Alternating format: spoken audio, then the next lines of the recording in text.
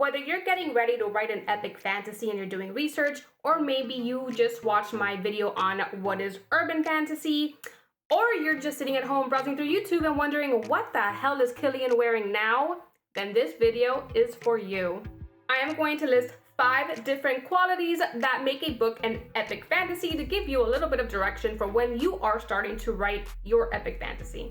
Quality number 1 is complex world building. In order for a book to be labeled an epic fantasy, it needs to be set in a world other than this one. Now, there are sometimes books, like if you think about Harry Potter, where the book starts off in London, you can technically call it an urban fantasy, but the tone, which I'll get into later, is still epic because it's also technically a portal fantasy. When Harry Potter goes into Hogwarts for the duration of the series, even though it kind of comes in and out sometimes in the beginning and in the end, it is entirely in this other magical world. Now, because it is set in a different world, you are now subject to creating different species and races and laws and religions and different cultures and food and music and all sorts of things that come with the world that you are writing, which is why I called this part complex world building. When you're writing an urban fantasy, because it's usually set in this world, yes, you may have other species and races and different history and just qualities that go with them, but you don't have so much of a focus on that than you do with your main character set in this world. That's not to say that your main character in an epic fantasy is going to be a different creature. No. You can have a human, but the focus and the tone is still different. Now, with an epic fantasy, your human main character, if you have a human main character, you don't actually have to, is now learning about all of these different races and creatures, and just the surroundings are completely different. Think about Alice in Wonderland when she first gets to Wonderland, and there are food that makes you really big or really small, and talking animals and a cat that disappears. It's all very different than if she were on Earth. So some things you might find useful when you are starting to prepare an outline for an epic fantasy is maybe draw a map and start to learn your land, your new world that you are going to be writing about before you actually start writing it. This way, your character has a bit of a sense of direction where things are, and you can visualize it more clear in your mind.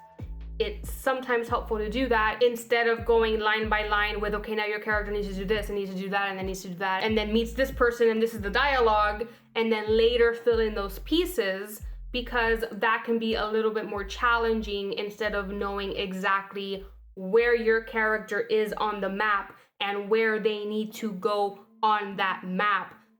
It gets developed and clearly portrayed later on your paper. If you have another method of doing this, please feel free to let us know in the comments. This is just one example of how you can start developing your world building.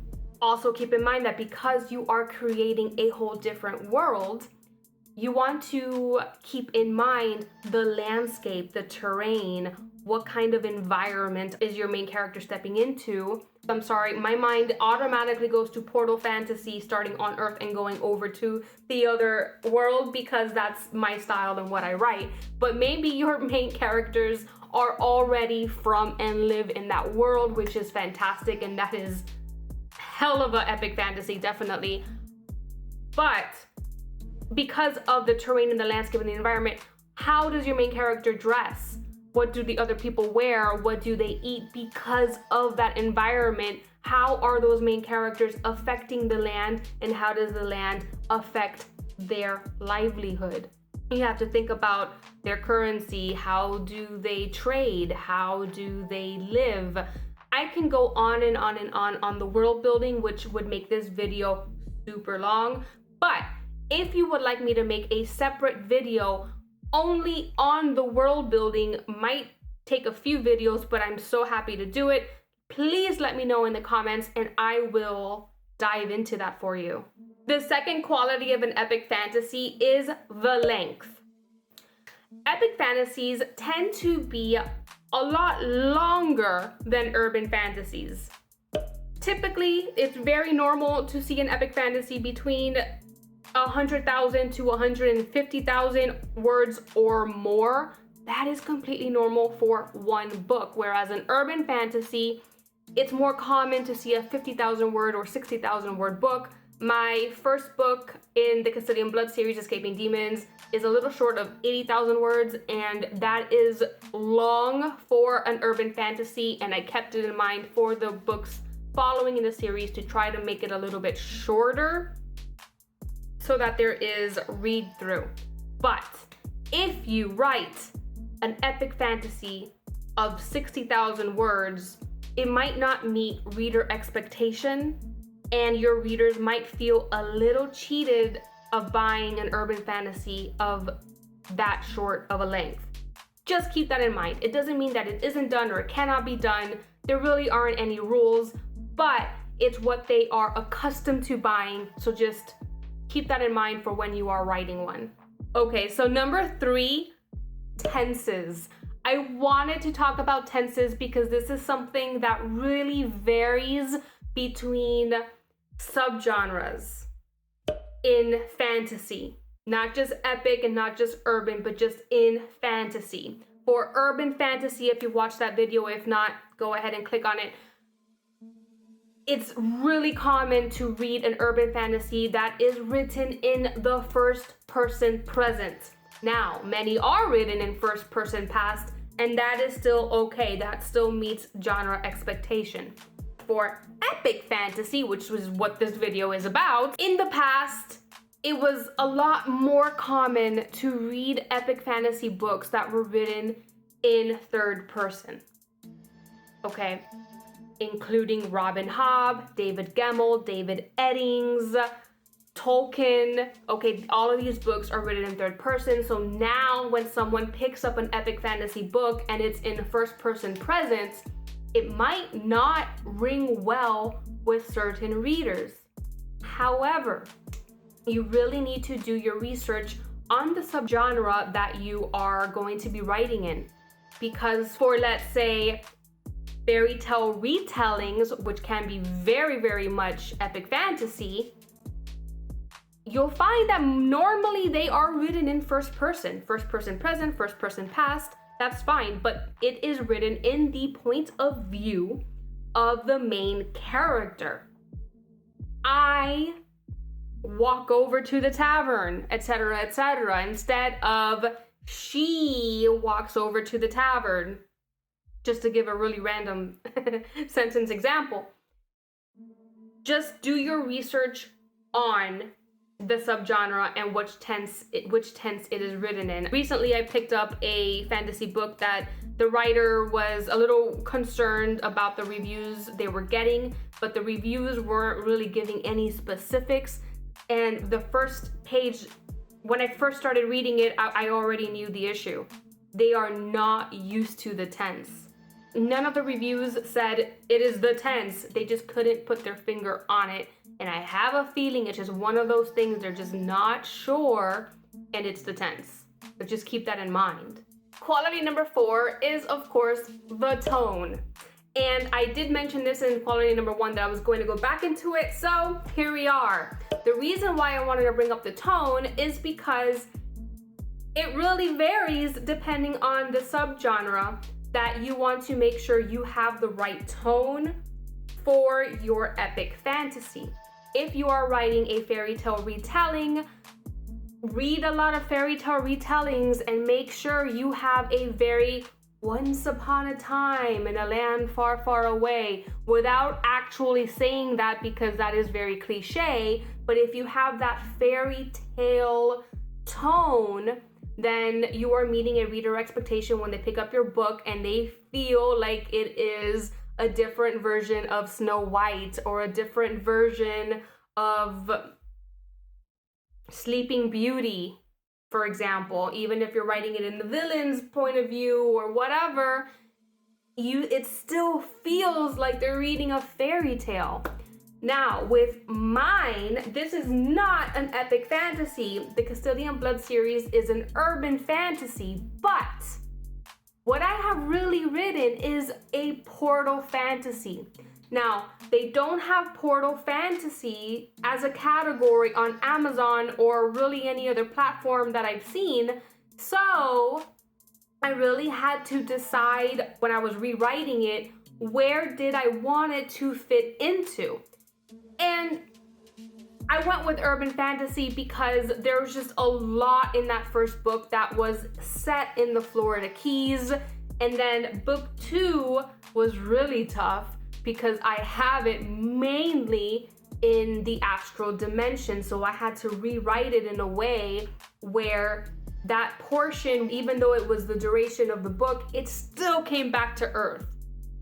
And then it went back over to the astral plane, and then it came back to Earth, and it ended with Earth. So it started on Earth, it ended in Earth, and the tone with the main character, she wasn't trying to learn the other culture of the Reapers or the demons. She didn't really care. She was in the astral plane for one reason only, and that was to save her boyfriend and get back to Earth. And it still had the sassiness and the sarcasm of an urban fantasy, which you can have those things in an epic fantasy, but it really depends, again, on your subgenre. Okay? Because you can have a portal fantasy like in Harry Potter, but then the whole tone with Harry Potter, it's all about Hogwarts. And it's all about learning magic and meeting these different characters and the goblins and, Dobby, and really engulfing himself into the culture of Hogwarts. Whereas his mind isn't but in London or getting back to London or, no, he's left that behind for his personal reasons, but it brings it into the tone of the book. It's more of an epic fantasy. Even though it can be categorized as an urban because, we have London, but the whole series is really epic fantasy. I have a hair sticking over here. I can't tuck it down. So just make sure that you pinpoint what subgenre in epic fantasy you really want to write in so that you keep the tone and you meet a reader expectation so that right at the beginning, right in the first page, they know, oh, this is a fairy tale retelling, or oh, this is a portal epic fantasy, or oh, this is adventure, sword and sorcery, epic fantasy, for instance. And again, guys, if you want me to make a video on this alone, please let me know and I can do that.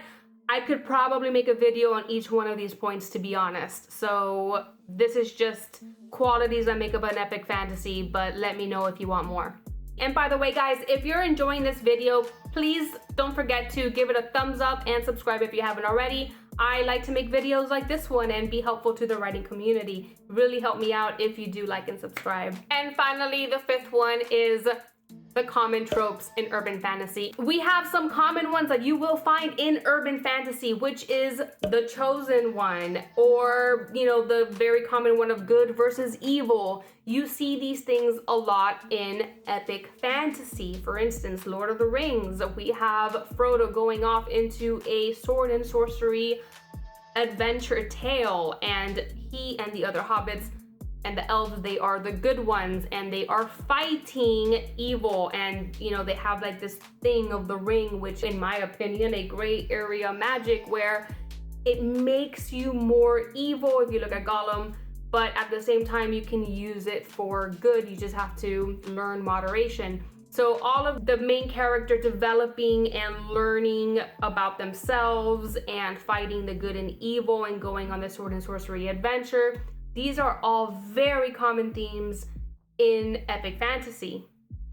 And when you are working on yours, keep in mind certain themes like, are you writing a low fantasy or are you writing a high fantasy? High fantasy is very common in epic, but you can write a low fantasy. What do I mean by that?